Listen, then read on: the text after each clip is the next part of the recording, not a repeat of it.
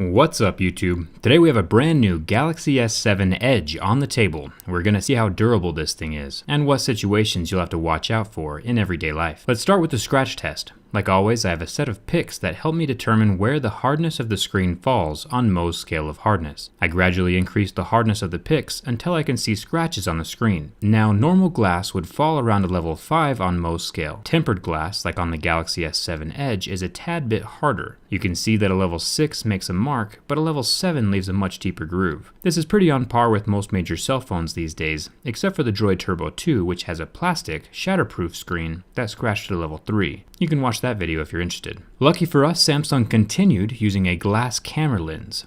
This means that the lens is much more scratch resistant, unlike the plastic lenses on the BlackBerry Priv and the Sony Z5 Premium. Give the Galaxy S7 Edge a thumbs up for the glass camera lens. Now the little heart rate sensor and flash gizmo to the side are protected with a plastic covering. Definitely not as important as the camera lens itself, but at least now you know. It was the same way with the Note 5. If these get scratched up, it's not a big deal. The side of the phone is solid aluminum, so it won't chip or discolor like the older Notes or the plastic Galaxy S5.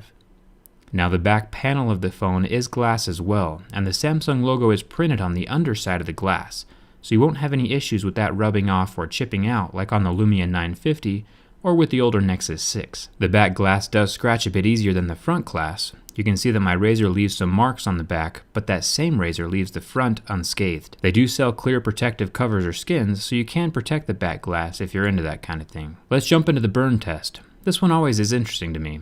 When some phones are burned with a flame, the pixels turn black and shut off while the flame is in place. Other phones, like this Galaxy S7 Edge, will turn white and never quite recover. Look how reflective that screen is. It is definitely fingerprint central. Speaking of heat, it will be interesting to check out the internal liquid cooling inside this device during my teardown video. I'll slice open that heat tube to see the guts inside, so check out that video. Before we do the bin test, make sure you're subscribed. I've tested 15 phones now, 12 of which survived my bin test, and 3 of which snapped in half like very expensive crackers. Let's see how the S7 Edge holds up. Bending from the back holds up pretty well. When I flip it around and press on the screen though, you can see the back panel lift up just slightly from the frame. Once that seal is broken on the back cover, it is definitely not water resistant anymore. But the phone itself does not break no matter how I bend it. It is a solid beast of a device. So if you're a heavyset, skinny jean wearing individual, I would not recommend putting this phone in the back pocket of your skinny jeans. It would compromise that water resistant seal. But other than that, this phone is stronger than Donald Trump's hairspray, and that's saying something. It really is one of the strongest, most durable phones I have tested so far. Zero complaints on my end. I post behind the scenes stuff on Instagram and Twitter, so follow me there for updates. Thank you so much for subscribing. You guys make tests like this possible, and I appreciate it a ton.